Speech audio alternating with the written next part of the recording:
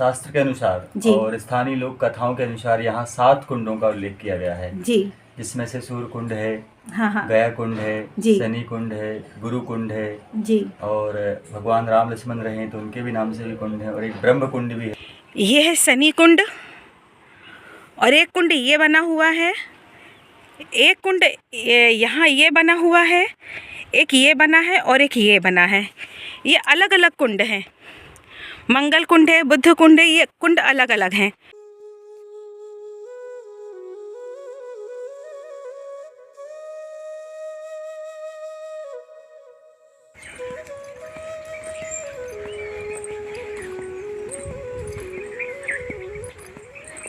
नर्मदे हर। दोस्तों, इस संसार में वैसे तो सभी पवित्र नदियाँ पूजनीय हैं, फिर चाहे वो माँ गंगा हो, माँ यमुना या फिर सरस्वती, सभी हमें मुक्ति व भक्ति प्रदान करती हैं। मनुष्य इन सभी पवित्र नदियों में स्नान कर अपने पापों से मुक्त हो जाता है। लेकिन ये सभी पवित्र नदियाँ उन्हीं पापों को ढोती हुई अपने आप को माँ नर्मदा जी में समाहित कर देती हैं। इसलिए माँ नर्मदा जी को सभी पवित्र नदियों का सार माना गया है। इस संसार में माँ नर्मदा जी के समान हमारा कल्याण करने के लिए और कोई नदी ऐसी नहीं है, जो हमें ज्ञान, ध्यान, कर्म, भक्ति, शक्ति, मुक्ति, रिद्धि सिद्धि सभी हमें माँ नर्मदा जी के मात्र दर्शन से प्राप्त हो जाता है। अतः जो मनुष्य अनन्य भाव से माँ नर्मदा जी की शरण हो जाता है, उसे माँ नर्मदा जी संपूर्ण पापों से मुक्त कर देती हैं। ऐसा ही कुछ हमारे कुंडलियों में विराजमान नवग्रह सूर्य, मंगल, बुध, गुरु, शुक्र, शनि, ये सभी नवग्रह किसी पाप के दोष हेतु एक दिन ब्रह्मा जी के पास पहुंचे। वह उनसे उस पाप के दोष से मुक्त होने के लिए उपाय पूछने लगे। ब्रह्मा जी ने उन्हें उनके उस पाप से मुक्त होने के लिए मात्र एक ही उपाय बताया, और वह उपाय था माँ नर्मदा जी को प्रसन्न करने हेतु उनकी तपस्या व उनकी साधना करना। ब्रह्मा जी के वचनों को सुन सभी नवग्रह माँ नर्मदा जी के दक्षिण तट पर, जो आज लम्हेटी घाट से जाना जाता है, तो माँ नर्मदा जी के किनारे अलग अलग बैठकर माँ नर्मदा जी की साधना में लीन हो गए। मात्र एक सूर्यदेव ऐसे थे जिन्होंने माँ नर्मदा जी के उत्तर तट पर बैठकर माँ नर्मदा जी की साधना की। सभी नवग्रहों की साधना व घोर तपस्या को देख माँ नर्मदा जी ने उनको दर्शन देकर उनको उनके उस पाप के दोष से मुक्त किया। दोस्तों, माँ नर्मदा के किनारे जिस जिस स्थान में बैठकर जिन जिन ग्रहों ने मैया की तपस्या व साधना की, उस जगह को उन ग्रहों के नाम से जाना जाता है।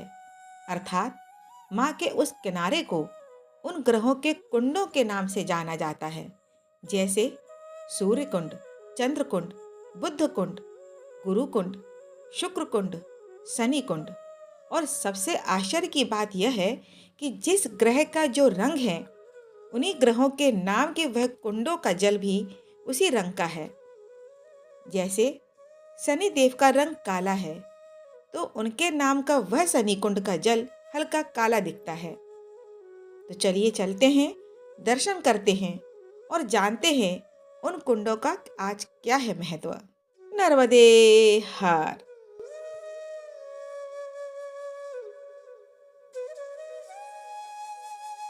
देख सकते हैं यहाँ ऊपर से आपको वो माँ नर्मदा जी यहाँ से आ रही, त्रिशूल भेद से यहाँ से उत्तर वाहिनी हो रही है। ये है शनि कुंड, और एक कुंड ये बना हुआ है, एक कुंड यहाँ ये बना हुआ है, एक ये बना है और एक ये बना है। ये अलग अलग कुंड हैं। मंगल कुंड है, बुद्ध कुंड है, ये कुंड अलग अलग हैं। मैं अभी आपको महाराज जी से पूछकर बताती हूँ कौन सा कुंड कैसा क्या है, ठीक है ना। और हर कुंड का जल का रंग अलग अलग है।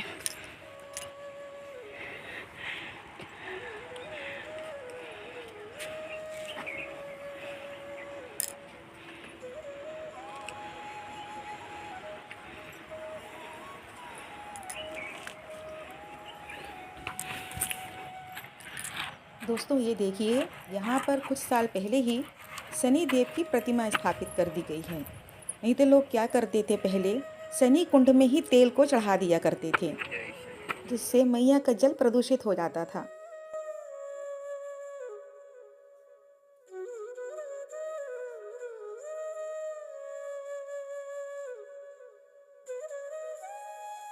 देखिए शनि कुंड यही है। यहीं पर शनि भगवान ने माँ नर्मदा जी की तपस्या की थी। और आश्चर्य की बात यह है कि आप यहाँ पर माँ मैया का जल जो है देखो हल्का सा आपको काला नजर आएगा, हल्का हल्का, और वहाँ पर बिल्कुल साफ है। ये देखिए।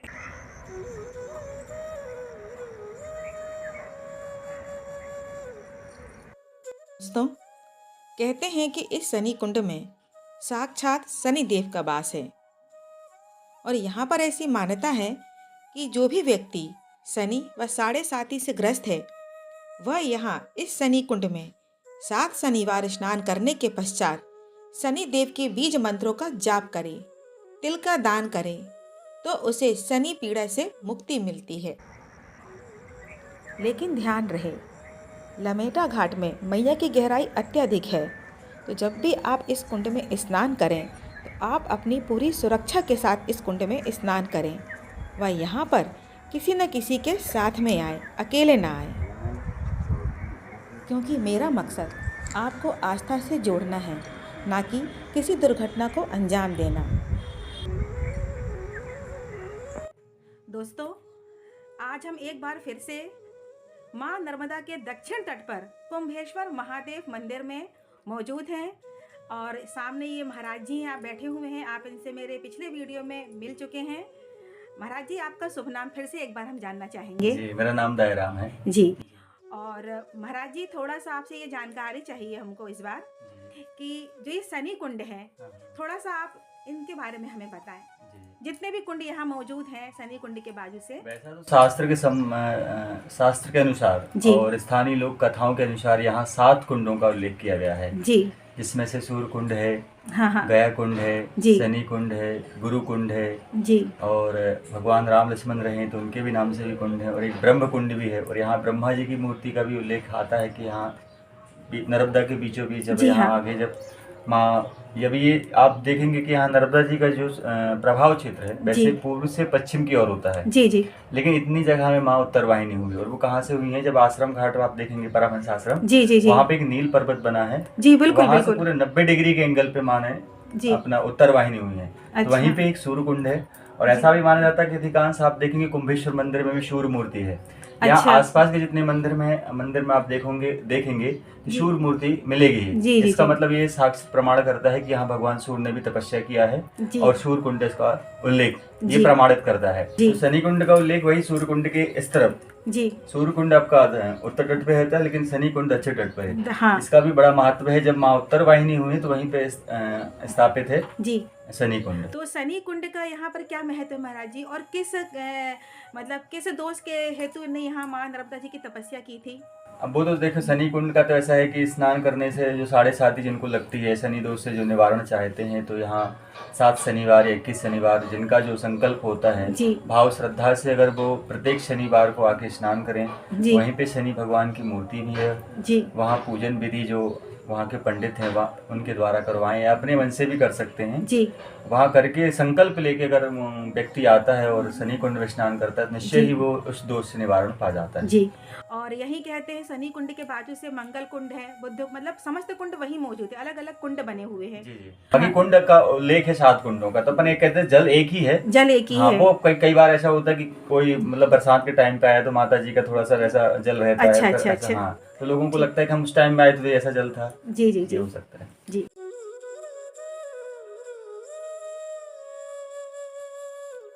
दोस्तों जबलपुर माँ नर्मदा के दक्षिण तट लमेटी घाट पर स्थित ये सभी कुंडों का वर्णन स्कंद पुराण में बहुत ही विस्तार से बताया गया है। तो आप लोग एक बार इन कुंडों के दर्शन अवश्य करें और साथ ही जिन्होंने अभी तक मेरे चैनल को सब्सक्राइब नहीं किया है तो प्लीज़ मेरे चैनल को सब्सक्राइब अवश्य कर लें, साथ ही लाइक करें और शेयर करें। आज की यात्रा बस यहीं तक। मिलते हैं फिर एक नई यात्रा में। जब तक के लिए नर्मदे हर।